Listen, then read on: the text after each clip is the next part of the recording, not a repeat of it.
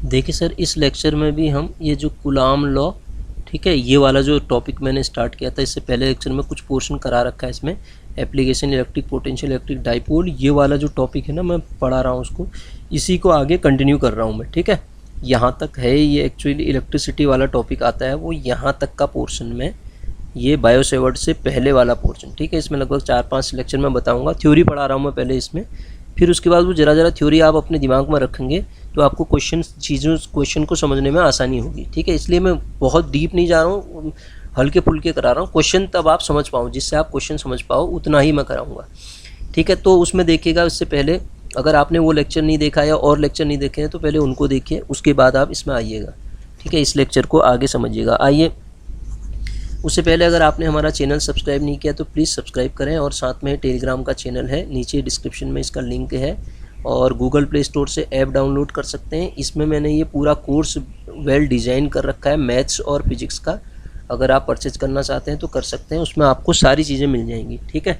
Maths और physics से related पूरा का पूरा इसका कोर्स मिल जाएगा, लैब असिस्टेंट का भी और ये जो आपका दूर संचार है उसका भी। जाके अगर आप देखना चाहते हैं तो नीचे डिस्क्रिप्शन में दोनों के लिंक पड़े हुए हैं, ठीक है, आप देख सकते हैं। अगर आपको पसंद आता है पढ़ाना तो आप परचेज भी कर सकते हैं, मैंने कोई ज़्यादा फ़ीस नहीं रखी है, मिनिमम फ़ीस इसकी रखी है, ठीक है। तो आइए सर समझते हैं, हमने पहले ज़रा कुछ समझा था इससे पहले लेक्चर में, है ना, तो उसी को आगे मैं कंटिन्यू कर रहा हूँ। तो आगे बढ़ने से पहले मैं ज़रा सा और आपको कुछ चीज़ें और समझाऊँगा।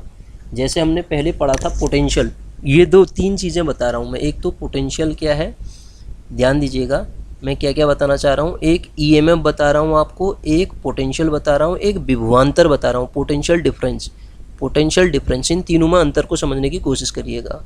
विभव की अगर बात करें तो ये एक चार्ज रखा हुआ है इन्फिनिटी से कुछ डिस्टेंस, यहाँ पे फाइनाइट डिस्टेंस पे लाने में, यहाँ तक लाने में जो वर्क करना पड़ेगा उसको, चार्ज को लाने में, वही आपका विभव कहलाता है। उसे हम क्या कह देते हैं, विभव कहते हैं, ठीक है, विभव कहते हैं। अब विभवांतर क्या है, विभवांतर की बात करता हूँ तो किसी चालक में धारा प्रवाहित होगी। पोटेंशियल डिफरेंस की मैंने बात करी ना, ये कोई कंडक्टर है, इस कंडक्टर में जब करंट फ्लो होगी, तो किसी चालक में जब करंट फ्लो होगी तो उसके एक सिरे में कुछ विभव होगा, दूसरे सिरे में कुछ विभव होगा, तो उनके अंतर को विभवांतर कहेंगे। लेकिन इलेक्ट्रिक, ये जो विद्युत वाहक बल है, जब करंट फ्लो हो रही है चार्ज कंडक्टर में करंट फ्लो, तो उस पर लगने वाला जो बल होता है ना, फोर्स, वो विद्युत वाहक बल है, जो ईएमएफ का मतलब ये हुआ। अब अंतर क्या है इन दोनों में, ध्यान दीजिएगा, इन दोनों में अंतर ये है कि ईएमएफ कभी भी जीरो नहीं होगा, लेकिन विभवांतर जीरो हो सकता है,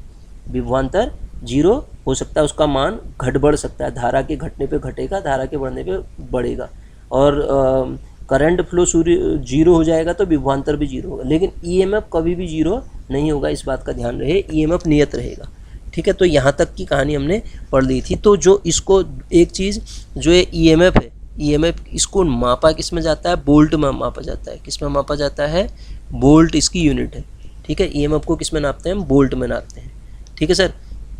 अब आते हैं हम आगे विद्युतीय क्षेत्र। विद्युत का क्षेत्र का मतलब हुआ ऐसा रीजन, है ना, ऐसा रीजन जहाँ पे क्या होगा, वो जो किसी आवेश को चारों तरफ, कोई आवेश है, आवेश के चारों तरफ का वो क्षेत्र होगा, इतना क्षेत्र जहाँ पे आवेश में एक बल का अनुभव, इतना क्षेत्र जिसमें आप एक बल का अनुभव कर पाओ, वो बल में आकर्षण प्रतिकर्षण कुछ भी हो सकता है, तो वो विद्युत क्षेत्र कहलाएगा, ठीक है। अगर आप लिखने के लिए कहेंगे तो विद्युत क्षेत्र के बारे में मैं क्या लिखूँगा, किसी आवेश कहूँ या आवेशों भी कह सकते हैं, आवेश या आवेशों के चारों ओर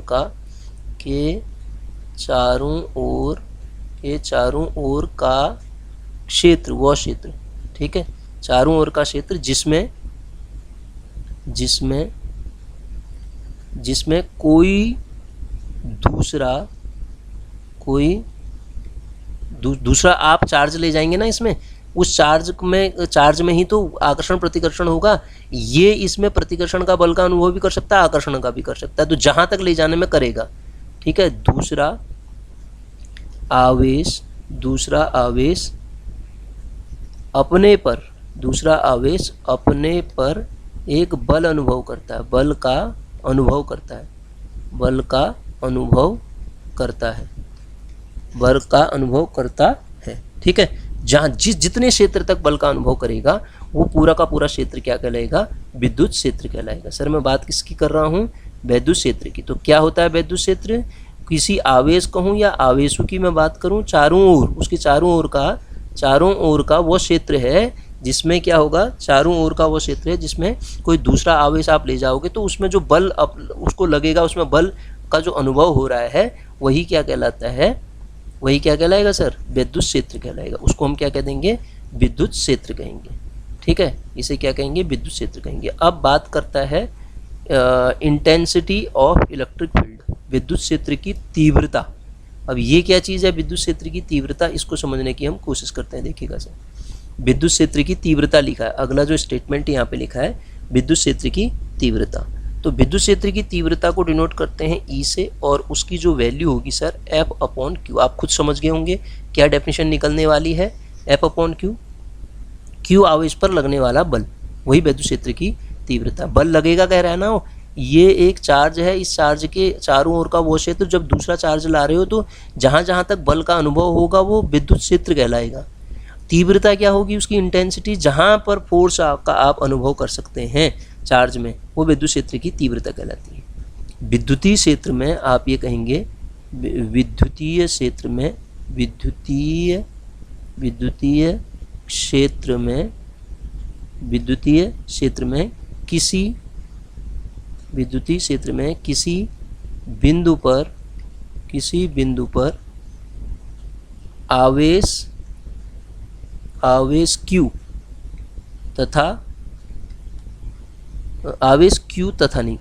Q पर लगने वाला बल, यही तो है आवेश। विद्युतीय क्षेत्र लिखा है ना मैंने, विद्युतीय क्षेत्र में किसी बिंदु पर आवेश Q पर लगने वाला जो बल होगा वही क्या कहलाएगा, विद्युत क्षेत्र की तीव्रता कहलाएगी।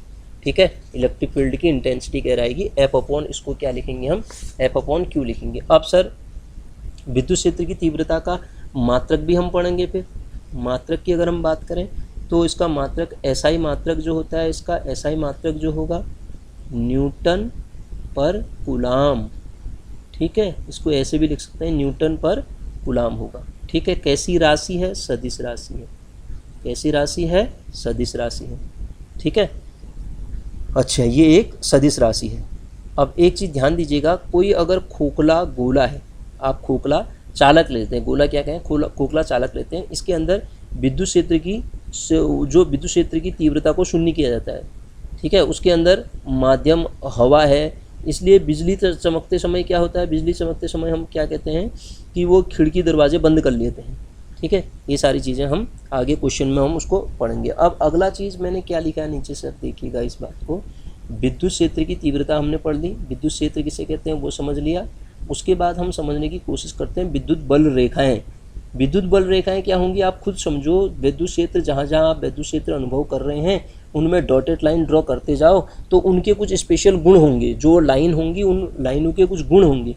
उन लाइन, पहले तो लाइन क्या है, वो ये हैं आवेश के चारों ओर जो बल अनुभव हो रहा है, इसमें आप लाइन ड्रॉ करते जाएंगे, एक लाइन से मिलाते जाएंगे, तो ये जो लाइन बनेंगी ये क्या कहलाएंगी, वैद्युत लाइन कहेंगे। अब इनकी कुछ काल्पनिक रेखाएं हैं, ये लाइन खींचने का मतलब लाइन थोड़ा खींच लोगे यार, तो ये काल्पनिक रेखाएं हैं।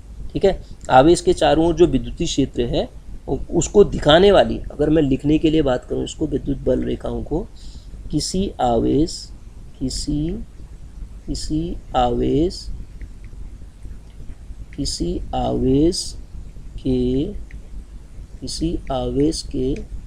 चारों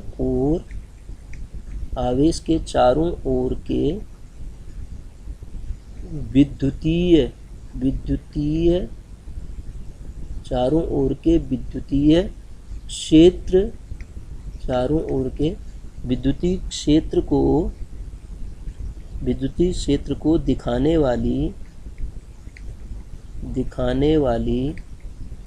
विद्युतीय क्षेत्र को दिखाने वाली बल रेखाएं। ठीक है, बल रेखाएं विद्युत बल रेखाएं कहलाती हैं। ठीक है, ये क्या होती हैं, काल्पनिक होती हैं, इस बात का ध्यान रहे। ये रेखाएं क्या होंगी, हमेशा काल्पनिक रेखाएं होंगी। ठीक है सर, ये रेखाएं क्या होंगी, काल्पनिक रेखाएं होंगी। अब इसकी जो प्रॉपर्टी होती है ना विद्युत बल रेखाओं की, कुछ प्रॉपर्टीज होती हैं। विद्युत बल रेखाएं जो होती हैं वो प्रॉपर्टी क्या होती हैं, ये बल रेखाएं स्टार्ट कहाँ से होती है, धन आवेश से स्टार्ट होंगी, पॉजिटिव आवेश से स्टार्ट होंगी और ऋण आवेश पे जाके एंड हो जाएंगी। ऋण आवेश जहाँ पे होगा वहाँ पे ये एंड हो जाएंगी, ध्यान रहे, वहाँ पे क्या हो जाएंगी, समाप्त हो जाएंगी। दूसरी चीज़, ये रेखाएं आपस में नहीं काटेंगी कभी भी, आपस में नहीं काटेंगी, नहीं काटेंगी। इसका मतलब क्या हुआ, काटेंगी। अगर दो रेखाएं आपस में कट गई तो एक ही पॉइंट पे दो विद्युत क्षेत्र की डायरेक्शन हो जाएंगी, क्योंकि ये सदिश राशि है तो डायरेक्शन भी होता है। तो दो डायरेक्शन कैसे हो सकते हैं एक पॉइंट पे, इसलिए ये एक काटती नहीं है, ठीक है ना। एक समान विद्युत क्षेत्र में समान बल रेखाओं में इसका हम प्रयोग करते हैं। ये सारी क्या है, बल रेखाओं की इतनी प्रॉपर्टी है, इससे हमारा काम अभी चल जाएगा। अब मैं आता हूँ सर विद्युत धारा पे, वहीं से हम आगे बढ़ेंगे ओम के लॉ की ओर। तो सबसे पहले इसमें हम समझते हैं विद्युत धारा क्या है और उसी से आगे बढ़ने की कोशिश करेंगे। ओम लॉ क्या है, उसके बाद रेजिस्टेंस क्या है, कैपेसिटेंस क्या है, और सारी चीज़ों को भी हम समझने की कोशिश इसमें करने वाले हैं। तो देखिएगा सर, सबसे पहले हम बात करते हैं विद्युत धारा की। तो विद्युत धारा क्या चीज़ है सर, I से हम इसको डिनोट करेंगे, I is equal to Q upon T, ठीक है। I is equal to Q upon T मतलब क्या हुआ, ठीक है ना। कोई भी पदार्थ है उसमें इलेक्ट्रॉन के प्रवाह को ही आप विद्युत धारा कहेंगे, ठीक है ना, या आवेश के प्रवाह की दर को कहेंगे, आवेश के प्रवाह की दर टी जब भी डिवाइड होता है, तो टी से जब भी डिवाइड होता है तो आप समझेंगे दर को ही बता रहा है वो, ठीक है। आवेश के प्रवाह की दर को I बराबर क्यू अपॉन टी होता है। SI मात्रक कहें, SI मात्रक की अगर बात की जाएगी तो इसका SI मात्रक क्या होगा आपका, धारा का SI मात्रक बताइए। चार्ज का क्या होता था, कूलाम होता था ना, कूलाम पर सेकंड हो जाएगा, फिर कूलाम पर सेकंड हो जाएगा SI मात्रक, ठीक है ना, कूलाम पर सेकंड हो जाएगा, ठीक है। ये विद्युत धारा प्रकाश के वेग के समान होता है, धारा का वेग, ठीक है। और ये धारा कैसी राशि है, धारा की मैं बात कर रहा हूँ, विद्युत धारा एक अदिश राशि है। कैसी राशि है, अदिश राशि। कैसी राशि है, अदिश राशि, ठीक, ध्यान रहे आपको, कैसी राशि है, अदिश राशि है। क्यों अदिश राशि है, क्यों अदिश राशि है, एक इसका रीजन ये भी है, जो सदिश लॉ है ना इसको फॉलो नहीं करती है, सदिश लॉ को फॉलो नहीं करेगी जो राशि वो अपने आप ही अदिश हो जाएगी, ठीक है। और ये जो विद्युत धारा जो होगी हमेशा बंद परिपथ में ही प्रवाहित होगी, ये बात तो आप जानते ही होंगे, बंद परिपथ में ही प्रवाहित होगी धारा, ठीक है। तो विद्युत धारा हमेशा निम्न प्रतिरोध वाले मार्ग को चुनेगी, जिसका प्रतिरोध कम होगा ना उस मार्ग से जाने की कोशिश करेगी। वैसे भी सोच लो जहाँ पे आपका रेजिस्टेंस जहाँ कम होगा आप जाने की कोशिश तो वहीं से करोगे ना, तो ये भी वही काम करती है। अब आते हैं सर हम ओम्स लॉ पे। ओम लॉ क्या कहते हैं, ओम लॉ क्या कहता है, ओम लॉ का स्टेटमेंट लिखता हूँ, फिर मैं आपको इसको ढंग से समझाने की कोशिश करता हूँ कि ओम लॉ कहता क्या है। ये ओम लॉ है, ठीक है। अगर सभी स्थितियाँ, मैं लिख रहा हूँ पहले इसको, अगर सभी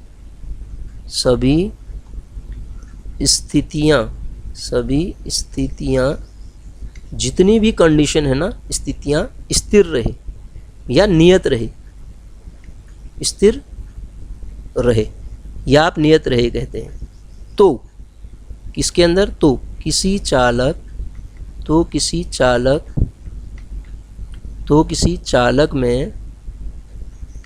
में जो वोल्टेज होता है, चालक में जो वोल्टेज होगा वो प्रवाहित धारा करंट के समानुपाती होता है, करंट के समानुपाती होता है। ये कहता है ओम्स लॉ। मतलब क्या हुआ, अगर ये कंडीशन नियत रहे, सारी कंडीशनें अगर नियत रहती तो V जो होता है प्रोपोर्शनल टू I के होता है। तो आप इसमें जब V बराबर प्रोपोर्शनलिटी का कांस्टेंट लगाते हैं तो V बराबर आपको मिलता है IR, R जहाँ पे एक नियतांक है, तो यहाँ से आप R का मान भी निकाल सकते हैं, V अपॉन I हो जाता है R। ये रेजिस्टेंस कहलाता है, R जो है प्रतिरोध कहलाता है। इसको कैसे लिखोगे आप? वोल्ट, वी मतलब वोल्ट पर एम्पियर, वोल्ट पर एम्पियर, करंट को एम्पियर में नापोगे ना। और इसी को चर ओम कहते हैं हम। क्या कहते हैं? ओम कहते हैं। ठीक है। प्रतिरोध, संधारित्र, प्रेरकत्व पर भी ओम लॉ लागू होगा। ये ओम लॉ सब जगह लागू होगा आपका। इसकी जो करैक्टरिस्टिक आती है, मेन चीज़ आती है वी आई करैक्टरिस्टिक। हमारे उसमें भी लिखा है सिलेबस में कि वी आई करैक्टरिस्टिक क्या है। तो ये पोटेंशियल है और ये आपके पास करंट है। तो इसका जो ग्राफ बनेगा हमेशा एक ऐसी लाइन बनेगी, क्योंकि बराबर आ रहा है ना, ये बराबर का कांस्टेंट है। देखिए वी बराबर आई आर है, तो आई बढ़ेगा तो वी भी बढ़ेगा। ये दोनों के दोनों इस तरीके से इसको बताता है। ठीक है, ये ओम का नियम है। अब इसमें एक वर्ड आ रहा है सर प्रतिरोध। ओम के नियम का ग्राफ तो ऐसा बनता है। एक वर्ड इसमें आ रहा है प्रतिरोध। उस प्रतिरोध के बारे में ज़रा सा मैं डिस्कस करूं पहले। प्रतिरोध वर्ड आ रहा है, प्रतिरोध क्या आ रहा है? प्रतिरोध, प्रतिरोध आर की बात कर रहा ना हो। प्रतिरोध क्या चीज़ है उसको हम समझने की कोशिश करते हैं सर। प्रतिरोध क्या है इसको समझते हैं हम। प्रतिरोध की अगर मैं बात करूं, ठीक है, मतलब कोई भी चीज़ ना, प्रतिरोध का मतलब आप तो समझते हैं ना, धारा हमेशा प्रवाहित होने का विरोध। पदार्थ का स्वाभाविक गुण है, मैं लिख के बताता हूँ उसको। पदार्थ का स्वाभाविक गुण है। कौन सा है स्वाभाविक गुण? कि जिसके कारण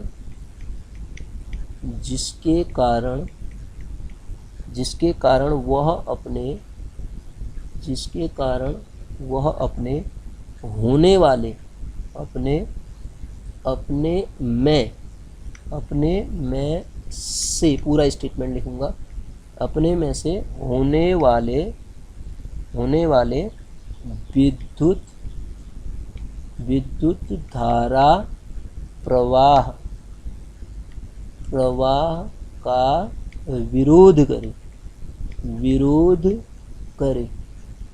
विरोध हो रहा है, विरोध करे, वही क्या है? प्रतिरोध है। हर पदार्थ की अपनी एक स्वाभाविक प्रवृत्ति ऐसी होती है कि जो उसमें करंट फ्लो हो रही ना, उसको नहीं फ्लो होने देगा वो। ठीक है ना, उसका विरोध करेगा। कितना विरोध कर सकता है वो डिपेंड करेगा। ठीक है, विरोध जो करेगा तो जो प्रवाह का, जो करंट फ्लो का प्रवाह, मतलब करंट फ्लो हो रही उसका विरोध करना, वही क्या कहलाता है? रेजिस्टेंस कहलाता है। इसका प्रतीक कैसा लिखा है हमने? आर से इसको डिनोट करते हैं। और मात्रक क्या बताया मैंने? ओम बताया। इसका मात्रक क्या है? ओम बताया। डिनोट करने का तरीका क्या होता है? रेजिस्टेंस। प्रतिरोध का आकार शक्ति पर निर्भर करता है सर, ध्यान दीजिएगा। ठीक है, अगर आप प्रतिरोध का आकार जो है शक्ति पर निर्भर करेगा। ठीक है, कितनी शक्ति है। ठीक है, और डिनोट आपसे कहें रेजिस्टेंस को कैसे डिनोट करोगे आप? रेजिस्टेंस को लिखने का आप नोटेशन ऐसा लिखा रहता है ना, ये आर, कहीं पे इस तरीके से भी लिखा रहता है। ये रेजिस्टेंस को ऐसे भी डिनोट कर दिया जाता है, आर को इस तरीके से डिनोट किया जाता है। अब जो मेन चीज़ सर इसमें है, ये तो हमने प्रतिरोध की डेफिनेशन पढ़ ली कि प्रतिरोध क्या है। कोई भी पदार्थ का अपना एक स्वाभाविक गुण होता है, जो उसमें धारा प्रवाहित हो रही है उसको नहीं बहने देना चाहता है, वो उसका विरोध करता है। तो वो जो विरोध हो रहा है वही क्या कहलाता है? प्रतिरोध कहलाता है। अब चालक के प्रतिरोध को जो प्रभावित करने वाले कारक होते हैं, इससे क्वेश्चन पूछता है। तो क्या क्या ऐसे कारक हैं जो प्रतिरोध को प्रभावित करते हैं सर? पहला है टेम्परेचर, पदार्थ की प्रकृति, लंबाई और अनुपस्थ काट का क्षेत्रफल। तो यहीं से एक रिजल्ट बनता है। ठीक है, टेम्परेचर, प्रतिरोध। टेम्परेचर क्या होता है? अगर आप टेम्परेचर को बढ़ाओगे तो रेजिस्टेंस भी क्या हो जाएगा? आर भी क्या हो जाएगा? इंक्रीज हो जाएगा, पहली बात। ठीक है, और घटाने पे घटेगा। पदार्थ की प्रकृति मतलब, पदार्थ की प्रकृति का मतलब अलग अलग पदार्थ के लिए अलग अलग होगा। अलग अलग पदार्थ का प्रतिरोध जो होगा, पदार्थ का प्रतिरोध अलग होगा, प्रतिरोध अलग अलग होगा। ठीक है ना, अलग अलग होगा। यही तो अभी बताया, धारा प्रवाहित होने के लिए कोई पदार्थ कम प्रतिरोध लगाएगा, कोई ज़्यादा लगाएगा, है ना।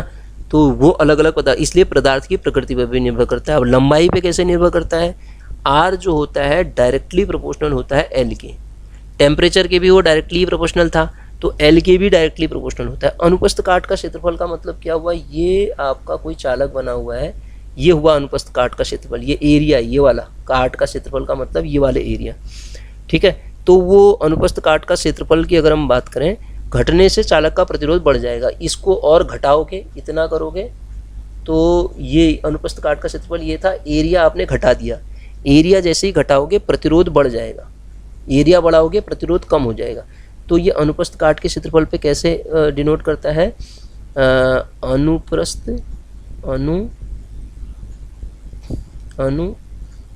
अनुप्रस्थ काट के क्षेत्रफल, अनुप्रस्थ काट के क्षेत्रफल, अनुप्रस्थ काट के क्षेत्रफल के घटने, वही तो बता रहा था मैं आपको, घटने पर उस चालक का, चालक की तो बात करेंगे हम, उस चालक का प्रतिरोध क्या होता है, बढ़ता है।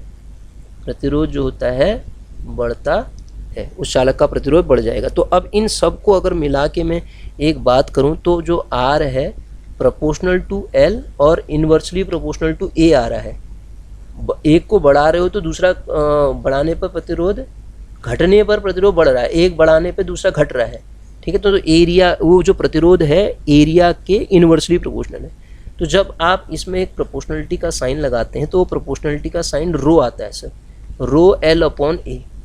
यहाँ पे आर क्या है, प्रतिरोध है, रो लिखा है, ये प्रतिरोधकता कहलाती है। यहाँ पे रो को क्या कहते हैं हम, चालक की प्रतिरोधकता कहते हैं। रो क्या है, चालक की प्रतिरोधकता है। रो क्या है, चालक की प्रतिरोधकता है। तो ये एक रिलेशनशिप निकल के आता है आर बराबर इस तरीके का। ठीक है, प्रतिरोधकता। अब अगली चीज आती है सर, प्रतिरोधकता के बारे में हमने ये सीख लिया। अब नीचे विशिष्ट प्रतिरोध या प्रतिरोधकता लिखा है, ये देखिए, विशिष्ट प्रतिरोध या प्रतिरोधकता के बारे में ही डिस्कस करना चाह रहा है ये। विशिष्ट प्रतिरोध या प्रतिरोधकता क्या होती है, ठीक है, विशिष्ट प्रतिरोध या प्रतिरोधकता। तो विशिष्ट प्रतिरोध हमने कहा कि वो रो जो है वो विशिष्ट प्रतिरोध या प्रतिरोधकता ही है। किसी, मैं इसको स्टेटमेंट को अगर लिखूं तो किसी चालक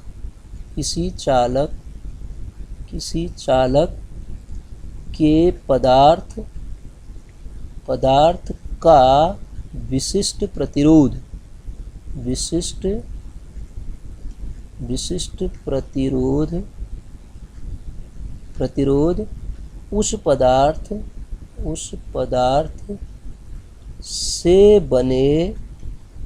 उस पदार्थ से बने एकांक लंबाई, इकाई लंबाई लिखो या एकांक लंबाई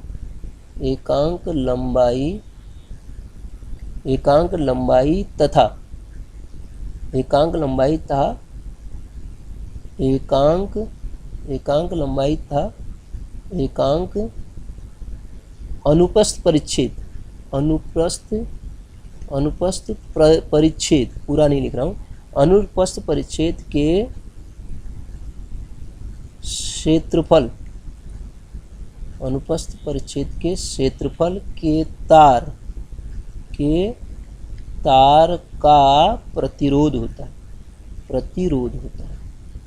क्या कहना चाह रहा है, विशिष्ट प्रतिरोध क्या है, पदार्थ से बने एकांक लंबाई तथा एकांक अनुप्रस्थ परिच्छेद के क्षेत्रफल के तार का जो प्रतिरोध होगा वही उसका विशिष्ट प्रतिरोध हो जाएगा। अब विशिष्ट प्रतिरोध को मैंने कहा किससे नोट करोगे आप, रो से नोट करोगे। ठीक है, रो जो हो जाएगा विशिष्ट प्रतिरोध हो जाएगा। अब इससे रिलेटेड क्वेश्चन कैसे बनेगा आगे हम उसके बारे में डिस्कस करेंगे। आगे बढ़ते हैं सर, आगे क्या है देखिएगा। आगे हमने लिखा है कंडक्टेंस क्या चीज़ है। यहाँ तो हमने स्पेसिफिक रेजिस्टेंस पढ़ा, अब कंडक्टेंस क्या चीज़ है उसको समझने की हम कोशिश करते हैं। कंडक्टेंस का मतलब चालकता लिखा है इसमें, तो चालकता वर्ड क्या चीज़ है इसको भी हम समझेंगे। चालकता की अगर बात करें तो चालकता मतलब क्या हुआ, नाम से ही जैसे लिखा है, पदार्थ में एक गुण होगा ना, विद्युत प्रवाह में सुगमता, रेजिस्टेंस जो होता है उसको रोकेगा धारा बहने से, और चालकता उसको सुगमता प्रदान करेगा।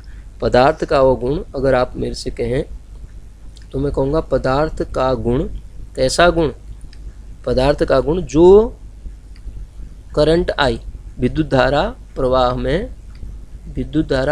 में क्या करता है, सुगमता प्रदान करता है, सुगमता, विद्युत धारा प्रवाह में सुगमता प्रदान करता है, सुगमता प्रदान करता है, ठीक है, सुगम बनाता है, तो वो क्या कहलाएगा, आपका चालकता कहलाएगी। उसी को आप क्या कहेंगे, चालकता कहेंगे। इस चालकता को डिनोट जी से किया जाता है सर, किससे नोट किया जाता है, जी से किया जाता है। अब ध्यान दीजिएगा, प्रतिरोधकता के व्युत्क्रमणानुपाती होती है ये, जी इज 1 प्रोपोर्शनल टू 1/ρ, इस तरीके का ध्यान रहेगा आपको ये। तो प्रतिरोध और प्रतिरोधकता के भी वो इन्वर्सली प्रोपोर्शनल होगा, जी बराबर 1/r भी होगा, ठीक है। रेजिस्टेंस जो है किसी पदार्थ की चालकता उसकी प्रतिरोधकता के भी व्युत्क्रमणानुपाती होती है, और ताप बढ़ने पर जो होता है प्रतिरोध का मान बढ़ता है और चालकता घटती है, तो इसका मान ही वही है, ठीक है। प्रतिरोध के इन्वर्सली प्रोपोर्शनल हो रही है तो वो होगा ही ऐसा, ताप बढ़ने पर एक बढ़ेगा तो दूसरा क्या होगा, घटेगा ही घटेगा इन दोनों में से, ठीक है। मेन चीज़ है, इसको मापा जाता है ओम इनवर्स में, या इसको महो कहते हैं, महो या महू में डिनोट करते हैं किसको, चालकता को। अब एक वर्ड और आ गया सर, विशिष्ट चालकता की बात करता है। विशिष्ट चालकता को, इसको आप ऐसे लिखो, G is proportional inversely proportional to 1/r। तो स्पेसिफिक कंडक्टेंस क्या है, सिग्मा से डिनोट करते हैं, वो होता है 1/ρ के, ठीक है। इसके डायरेक्टली इन्वर्सली प्रोपोर्शनल हो गया है, सिग्मा इज इक्वल टू क्या हो गया, 1/ρ। तो अगर आप इस सिग्मा को और ढंग से लिखना चाहते हैं तो आप सिग्मा इज इक्वल टू पाएंगे LA/r।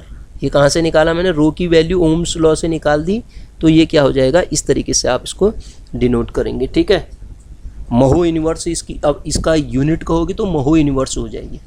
ये तो महो थी, इसकी क्या थी, महो थी ये चालकता की, तो विशिष्ट चालकता की क्या हो जाएगी, महो इन्वर्स हो जाएगी, ठीक है। अब आगे मैंने लिखा है इस पे अगला स्टेटमेंट, देखिएगा सर, प्रतिरोधों का समूहन। प्रतिरोधों को दो तरीके से हम समूह कर सकते हैं, एक तो श्रेणी क्रम संयोजन होता है उसका, एक समांतर क्रम संयोजन होता है। श्रेणी क्रम में अगर मैं बात करूं तो श्रेणी क्रम, पहला मैंने सीरीज लिखा है, सीरीज में कैसे प्रतिरोधों को हम जोड़ते हैं, तो ये आपने दो प्रतिरोध जोड़ दिए, ठीक है, इस तरीके से ये सीरीज कॉम्बिनेशन है। ये क्या है, सीरीज में आपने कंबाइंड कर दिया। ये आपकी यहाँ पे V वोल्ट की बैटरी है, ये पॉजिटिव टर्मिनल है, निगेटिव टर्मिनल है, ये करंट का फ्लो हो रहा है, ये रेजिस्टेंस R1 है, ये रेजिस्टेंस क्या है आपका R2 है, ये करंट का फ्लो हो रहा है। This is the series combination. तो सीरीज कॉम्बिनेशन में जो R का मान आ जाता है ना सर, वो R1 प्लस R2, जो कंबाइंड रेजिस्टेंस कहूँ या मैं आपसे बात करूँ कि इसका जो कॉम्बिनेशन का प्रतिरोध होगा, ठीक है, दो प्रतिरोधों को ऐसे जोड़ दिया जाए तो रिजल्टेंट जो प्रतिरोध होगा उन दोनों के सम के बराबर होगा अगर सीरीज में जोड़ा जाए, ठीक है। इसमें क्या होता है, एक चीज़ ध्यान दीजिएगा, इसमें धारा जो होती है, धारा समान होगी, धारा क्या होगी, समान होगी, लेकिन वोल्टेज जो होगी भिन्न भिन्न होगी। कैसे होगी, अभी क्वेश्चन में मैं आपको बताऊंगा। अब दूसरा समांतर क्रम संयोजन है, तो आप समांतर क्रम सीढ़ियों की टाइप का बनेगा फिर।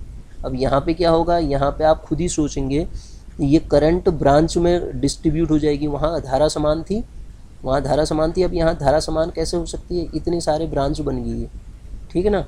तो अब जब इनको कलेक्ट किया जाएगा तो इस तरीके से जोड़ा जाएगा, यहाँ पे V लिखा जाएगा, ये पॉजिटिव टर्मिनल, ये V है निगेटिव टर्मिनल, इनको आप जोड़ दो, इस तरीके से जोड़ दो, ठीक है। ये करंट का मूवमेंट है, ये I1 करंट है, यहाँ पे ब्रांच में I2 करंट है, इस ब्रांच में I3 करंट है, ठीक है। और ये जो आपकी I करंट आ रही थी, इतना उसमें डिस्ट्रीब्यूशन हो गया, तो ये जो धारा ऊपर वाले में समान थी यहाँ पे चेंज हो जाएगी, ठीक है। तो इसका प्रतिरोध यदि R1 है, इसका R2 है, इसका R3 है सर, तो जो 1/r is equal to 1/r1 plus 1/r2 plus 1/r3 जो हो जाएगा कंबाइंड प्रतिरोध हो जाएगा इसका। यहाँ से R की वैल्यू जब आप निकालोगे तो R की जो वैल्यू आएगी R1 R2 upon R1 plus R2 के बराबर आ जाएगी। किसकी वैल्यू, R की वैल्यू इस तरीके से इसमें आ जाएगी सर, ठीक है, ध्यान दीजिएगा आप, R की वैल्यू ये हो जाएगी। अब एक बड़ी इंपॉर्टेंट चीज़ है सर इसमें, वो लिखा है मैंने यहाँ पे व्हीटस्टोन ब्रिज। वो पावर वाला कॉन्सेप्ट बाद में आएगा, पहले हम व्हीटस्टोन ब्रिज की बात करते हैं। तो व्हीटस्टोन ब्रिज क्या कहता है, उसको समझने की कोशिश करते हैं। अब इसमें इस वाले में मैंने आपको बताना भूल गया, इसमें क्या होगा, वोल्टेज तो सेम होगा, वोल्टेज तो सेम रहेगा, सेम रहेगा, करंट जो होगी डिफरेंट होगी, मतलब असमान होगी, असमान होगी या भिन्न भिन्न होगी करंट, वो साफ दिख रहा है आपको, ठीक है। व्हीटस्टोन ब्रिज क्या कहता है सर, अगर हम करंट ये जो रेजिस्टेंस है इनको एक इस तरीके से अरेंजमेंट बढ़ा के जोड़ देते हैं, इस तरीके से, ये मैंने गलत बना दिया ज़रा सा, करंट के रेजिस्टेंस को जोड़ दिया गया है इस तरीके से सर, ठीक है,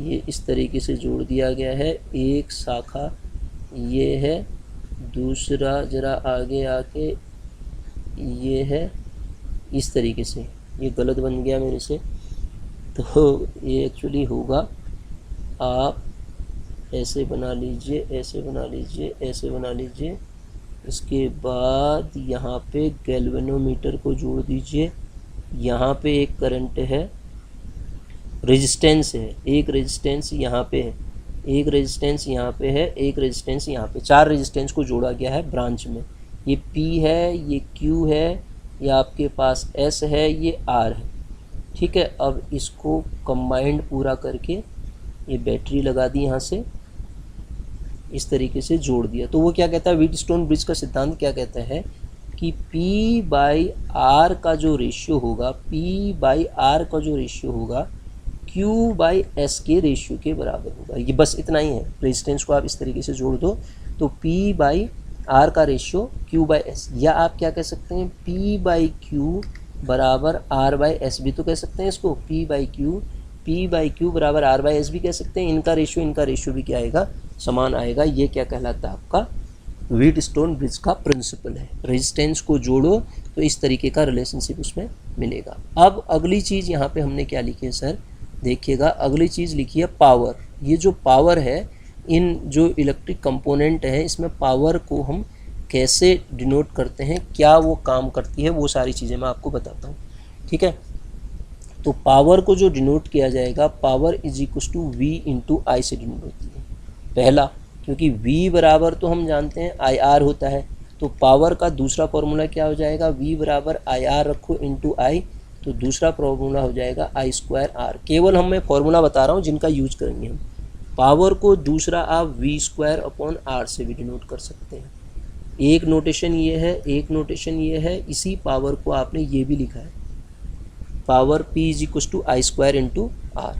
तो जब मैं इसका SI मात्रक की बात करता हूँ तो SI मात्रक इसका क्या आता है, वॉट आता है, ठीक है। और इसको हम पहले भी पढ़ चुके हैं, एक अश्व शक्ति जो होता है, अश्व शक्ति की जो वैल्यू होती है वो 746 वाट के बराबर होती है, ठीक है। एक अश्व शक्ति की वैल्यू 746 वाट के बराबर होती है। तो ये हमने ज़रा नोटेशन आगे क्वेश्चन में यूज होगा, इसलिए सारी चीज़ें पढ़ी। तो यहाँ तक की कहानी हमने देख ली है। आगे जो आपका कैपेसिटर है, कैपेसिटर से रिलेटेड जो चीज़ें आती हैं, अभी इसमें बहुत सारी चीज़ें छूटी हुई हैं, ये अभी मैंने ज़रा सा बेसिक आपको समझाया। उसके बाद हम इसके और आगे डिटेल में देखेंगे, फिर इनके क्वेश्चंस को हम कोशिश करेंगे क्वेश्चन सॉल्व करने की, ठीक है सर। आगे हम इसके बाद इसके क्वेश्चन कैसे सॉल्व होते हैं वो सारी चीज़ें देखेंगे।